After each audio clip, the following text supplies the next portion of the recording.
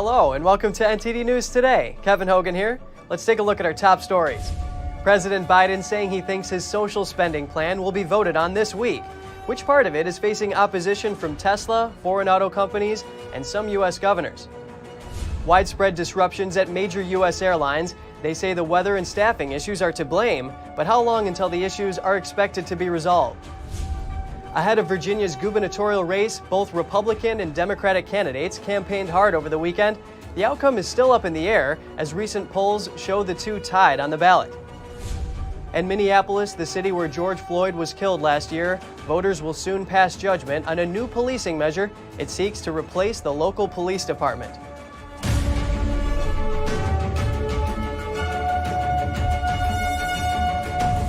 President Biden says he thinks Congress will soon pass his social spending agenda, and he's hopeful the infrastructure bill will pass too. NTD's Jessica Beatty reports. President Biden, landing in the United Kingdom Monday morning, hopeful his domestic agenda will land in the next couple weeks. At the G20, Biden saying he's confident about moving forward. I believe we'll see by the end of next week at home that it's passed. Last week, Biden announced a slimmed-down version of his social spending bill with a price tag of $1.85 trillion. Even with the cuts, Biden's bill still features funding for childcare, universal pre-K, a year-long extension of the child tax credit, and billions to invest in climate policies, including boosting electric vehicle credits up to $12,500 per vehicle, but only if they're made in America with union labor.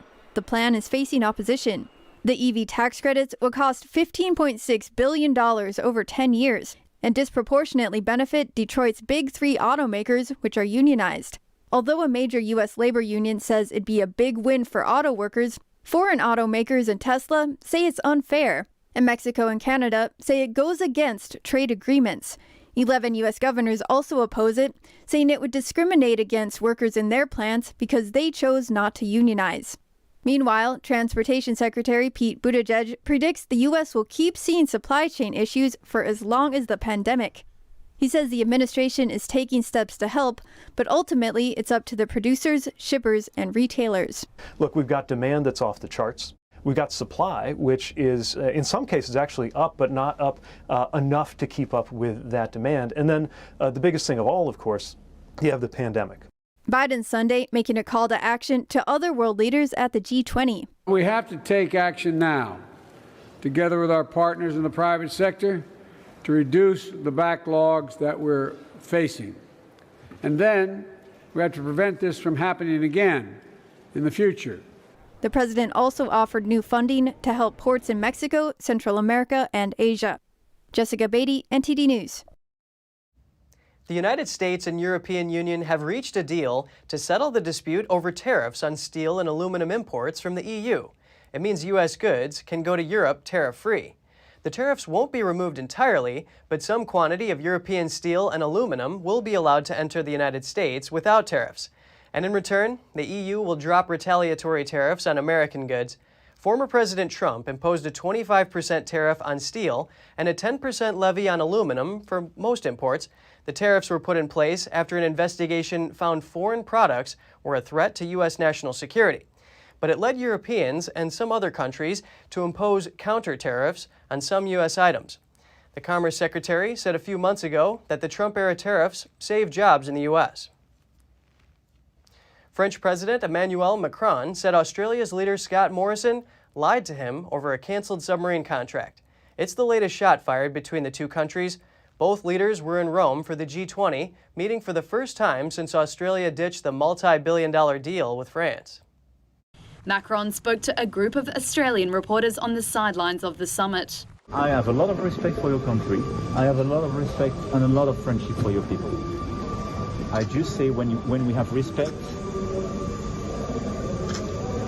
you have to be true and you have to behave in line and consistently with this value. Do you think he lied to you? I don't think. I know. Australia formed a new security alliance with Britain and the US known as AUKUS in September. They then announced a new order for nuclear-powered submarines. Macron says AUKUS caught them off guard, and later France recalled its ambassadors from Washington and Canberra. Speaking at the conference, Morrison then fired back at Macron. He said he had explained to Macron that the conventional submarines would no longer meet Australia's needs and that they were already rebuilding their ties. On Friday, President Joe Biden said he had thought France had been informed of the contract cancellation before the AUKUS pact was announced, but that the handling of the new agreement had been clumsy. Secretary of State Antony Blinken voiced concern about Beijing's actions toward Taiwan during a meeting with the Chinese foreign minister on the sidelines of the G20 summit. The meeting comes as Beijing's escalating military harassment toward Taiwan, a self-ruled island, has triggered growing international alarm. Blinken raised concerns in a statement saying Beijing's actions undermine the international rules-based order and that its actions run counter to U.S. values and interests. His statement seems aimed at Beijing's human rights, as well as other violations. Blinken also said the two countries have areas of common interest, and he underscored the importance of maintaining open lines of communication to responsibly manage the competition between them. Beijing's foreign minister says he agrees on the need for engagement between the two countries, but criticized Blinken over a range of issues, including Taiwan. The U.S. will send another 1.5 million doses of the COVID-19 vaccine to Taiwan. It will bring the total U.S. vaccine donations to the island to 4 million. The governor's race in the key state of Virginia is down to the wire. Over the weekend, both Republican and Democratic candidates campaigned hard to shore up support. The result of the race will likely serve as a bellwether for next year's midterm elections. Republican candidate and former private equity executive Glenn Youngkin is in a tight race ahead of Tuesday's Virginia gubernatorial election. Youngkin addressed crowds near Northern Virginia, the state's most liberal region. He promised that on his first day in office, he would pray to God, reduce taxes, increase charter schools, and remove critical race theory from the curriculum. But what we will not do is teach our children to view everything through a lens of race. We won't.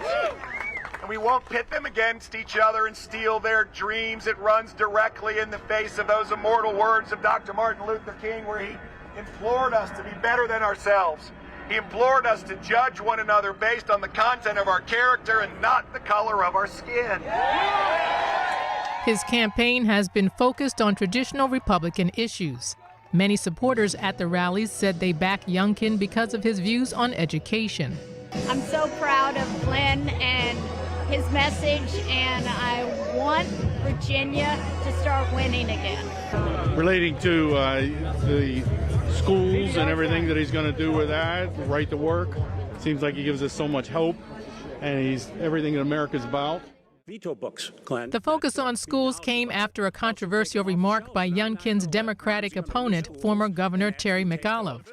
He said in a September debate that parents don't have a say in their children's education. I don't think parents should be telling schools what they should teach. The comment has sparked a storm of opposition in the southern state. Mcauliffe was seen handing out candy at a Halloween parade on Sunday. In his speech about school vaccinations, he noted the ties between Youngkin and former President Donald Trump, calling his opponent a Trumpkin. Do you really want parents here sending your child to first grade where the teacher's not vaccinated, they're not wearing masks? No! Well, that's what you get with Glenn Trumpkin. That's what you're going to get. Republicans won Virginia in every presidential election from 1968 to 2004, but the state shifted Democratic over the past decade. The upcoming governor's race is widely seen as a preview of next year's midterm elections, though recent polls have showed the two candidates in a virtual tie. Minneapolis, Minnesota residents will head to the polls next week. It's the city where George Floyd was killed last year, and there's a new policing measure on the ballot. Voters there will soon decide whether to replace the local police department. Here's more. Some residents in Minneapolis are planning to vote yes on a ballot measure. They've called for replacing their local police department with a new Department of Public Safety, arguing it's the only way to fix what they describe as the city's unjust policing culture that culminated in the death of George Floyd. By voting yes on 2, we allow for an actual, real public safety system that puts the needs of the city first And it allows the city to have a citywide accountability and transparent measure with police officers. Political committee yes for Minneapolis first proposed the charter amendment, although the voice of the measure's opponents is no less vocal. I'm a no guy. Absolutely. Absolutely not. That's ridiculous. We need our police chief. We need our police department. The proposal has roots in the defund the police movement from last year, which gained momentum after Floyd's death sparked racial justice debates. Support and opposition for the change do not break down neatly along racial lines. Some black leaders say they oppose it. It's unfortunate that it took George Floyd's death for this epiphany to be manifested at this time. But still, you don't have to make it worse by taking away the police department. It doesn't make any sense. The Minnesota Supreme Court paved the way for the policing amendment in September. The new proposal doesn't use the term defund, but it would remove the city's charter requirement that Minneapolis have a minimum staffed police department. The city council will later decide on structure, leadership, and funding for the new department. Voting will conclude on Tuesday. Moderna says the U.S. Food and Drug Administration needs more time to review its COVID-19 vaccine in teenagers.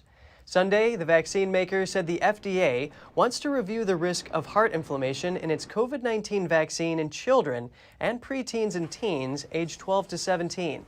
Moderna predicts the review might delay emergency use authorization of its vaccine for this age group until January. The FDA is concerned about the risk of a rare type of heart inflammation called myocarditis that's linked to both Pfizer's and Moderna's vaccines. The CDC has reported that the heart condition often resolves on its own and can be treated with drugs such as ibuprofen, although it is not a trivial condition. COVID-19 is the illness caused by the CCP virus or Chinese Communist Party virus. American Airlines canceled over 1,500 flights. The company denies the COVID vaccine mandate was the cause. Instead, it's citing staff shortages and inclement weather. Passengers are fuming as Southwest Airlines also sees many cancellations. As of Sunday, American Airlines canceled 735 flights. That's 27% of its total. There were also 164 delays.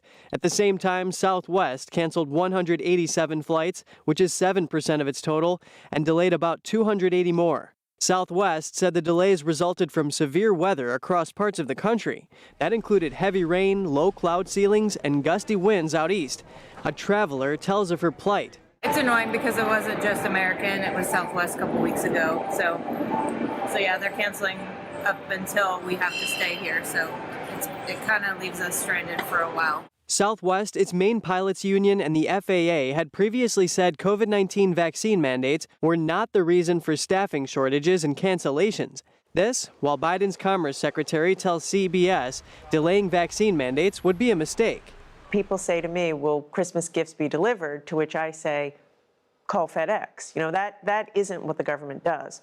What we are doing, and the president is committed to this, we're using every tool in our toolbox to be supportive, to help, to unstick the ports. The comments signal that the White House will not delay the vaccine plan until after the Christmas holiday. That's despite warnings by several trade groups in recent days. For example, retail, cargo, manufacturing, and trucking groups wrote letters to the Biden administration. They warned them that the vaccine mandates will jeopardize the U.S. supply chain. What's more, a new law in Iowa guarantees that workers who are fired over the vaccine mandate will get unemployment benefits. The law also states that any business with a vaccine mandate must allow for religious or medical exemptions. The bill took effect on Friday. It comes as 10 states' attorneys general filed a lawsuit against Biden's vaccine mandate for federal contractors. They call the rule unconstitutional and say it could decimate businesses and worsen the supply chain and workforce crisis. The deadline for workers to be vaccinated is December 8th, under what the administration calls an attempt to follow science, combat variants, and save lives. There's a reason White House Press Secretary Jen Psaki didn't travel with the president to Europe. She's in quarantine for COVID-19. Psaki said she apparently caught the virus from one of her family members. The press secretary says she put herself in quarantine on Wednesday when she found out members of her household had contracted the virus. She tested positive on Sunday. In a statement, Psaki says her symptoms have been mild because she received the vaccine. Psaki last met with President Joe Biden on Tuesday, but she says she was outside wearing a mask and that the two were more than 6 feet apart at the time. Under White House guidelines, Psaki will be able to return to work at the conclusion of a 10-day quarantine following a negative rapid test. Barclays says its chief executive is stepping down because of British regulators' investigations into his dealings with accused sex trafficker Jeffrey Epstein. The bank said it was made aware on Friday evening of preliminary conclusions from the investigation into Jess Staley's relationship with late Epstein. The bank said its board made an agreement with Staley that he should step down. Barclays said last year that Britain's financial regulators were probing links between Staley and Epstein. Staley said his relationship with Epstein ended in late 2015 and that he regretted having any relationship with him. A new CEO will take over. The board said in a statement that it's disappointed Staley has to step down and that Staley had run the company successfully since 2015. Coming up, Australians finally return home after a year and a half stranded abroad. That's as Australia eases its international border restrictions for the first time since the pandemic. A man dressed as the Joker attacks passengers on a train in Japan. Passengers say he was armed with a knife and spread flammable fluid around the train. All that and more in just a moment.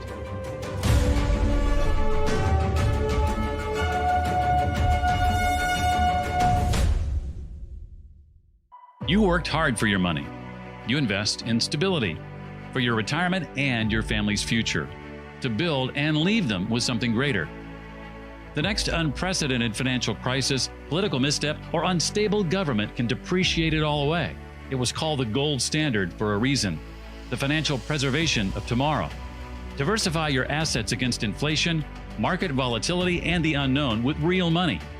Hedge your wealth with the purest form of money, physical gold and silver. Because any currency printed on paper can be manipulated. What's backing up your IRA? Do what you need to do right now to be prepared with the Reagan Gold Group. Visit now, rggusakit.com, or call us at 866-912-1384.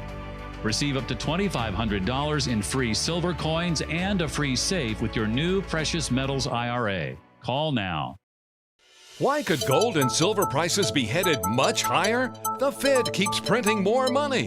The dollar is getting weaker and weaker. And now we have the threat of rising inflation. How can you protect your hard-earned savings? In an environment of high degrees of uncertainty, much higher levels of volatility, I think you're going to see a bigger gravitation towards the idea of ownership of gold. Plagues and wars and regime changes, gold and silver have held their value through all of that and more. What you really need to do, get yourself some real, genuine protection that can be found in precious metals. Call for these special reports and Precious Metals Guide. Find out how high massive money printing and inflation could send gold and silver prices. I think gold and silver will win big. When you call, ask how you can get $5,000 in bonus gold or silver. Call 800-960-3100. 800-960-3100.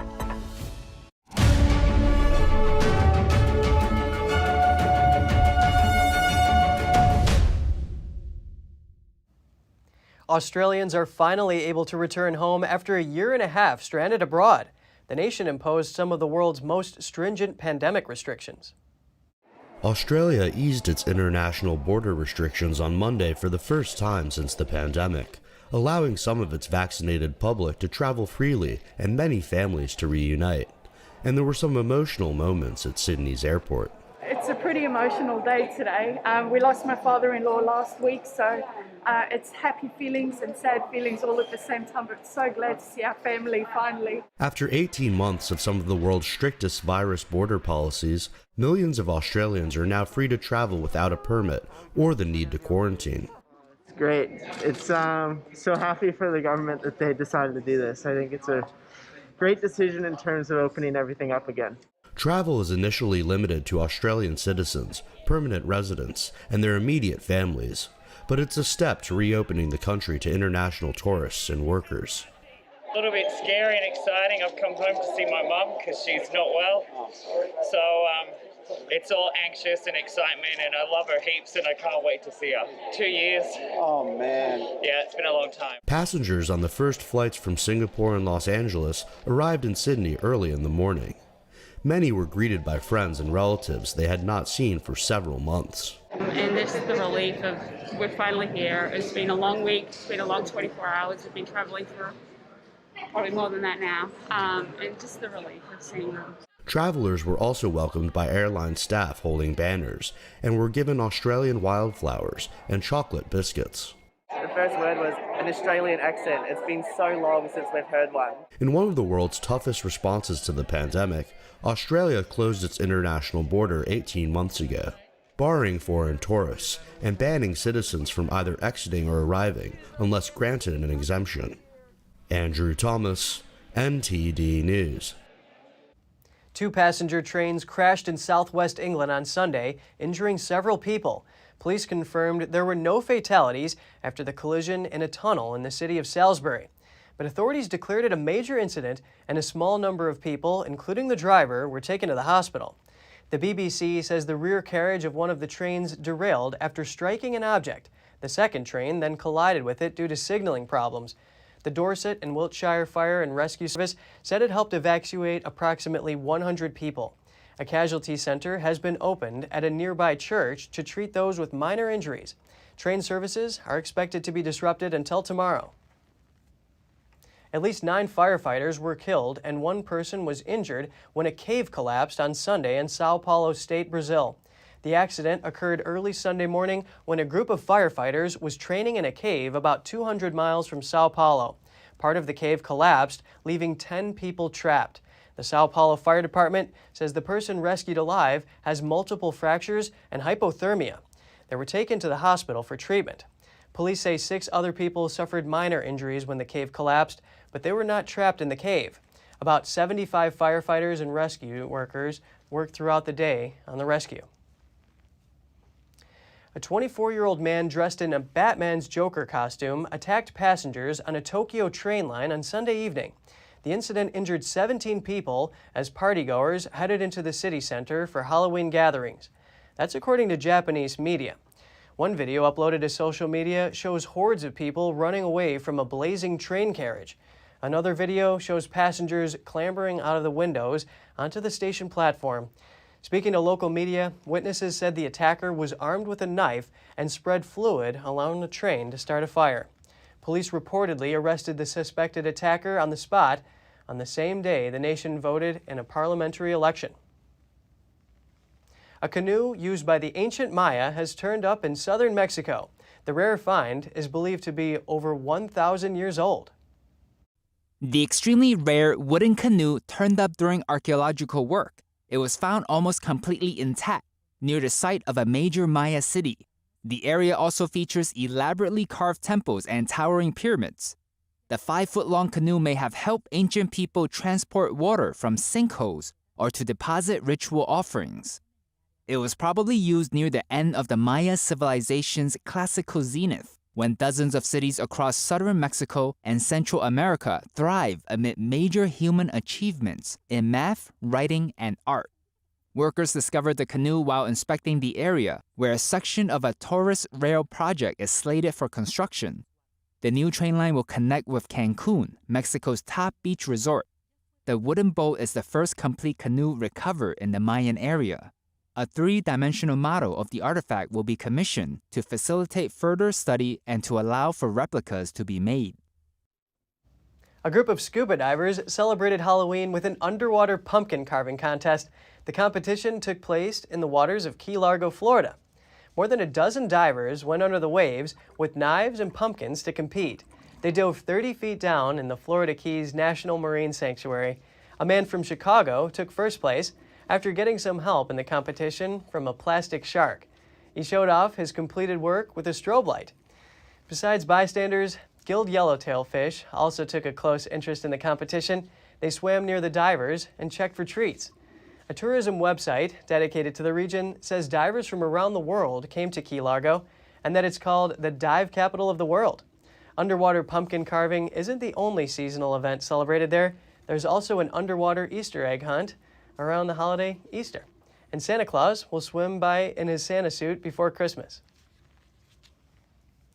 It's the best friend of sugar. You'll find it in sweet and savory foods, breakfast foods, dinner, and dessert. It's cinnamon. Today is National Cinnamon Day. Pumpkin spice would just be pumpkin nice without cinnamon. Cinnamon buns would, well, just be buns. And who wants to eat a cereal called Toast Crunch instead of Cinnamon Toast Crunch? It's often the most often purchased of all holiday spices. Cinnamon's big day is all thanks to spice maker McCormick & Company, which started it in 2019. The occasion gives all the more reason to spice up your day. Thanks for watching. At NTD, we're honored to be your source for the news. Catch us again tonight at 6:30 Eastern. In New York City, I'm Kevin Hogan.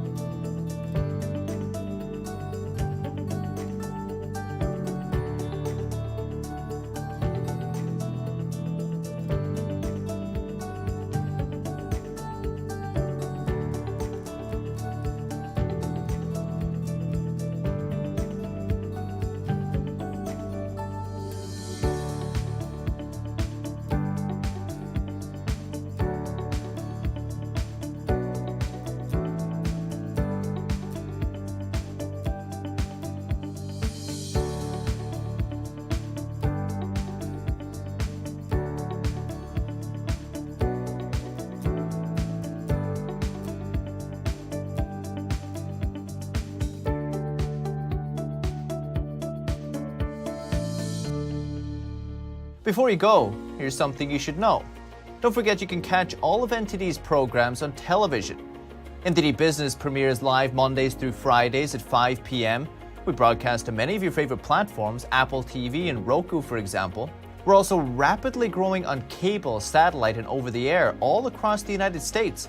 Just go to ntd.com/TV, type in your zip code, and find all the ways you can watch NTD.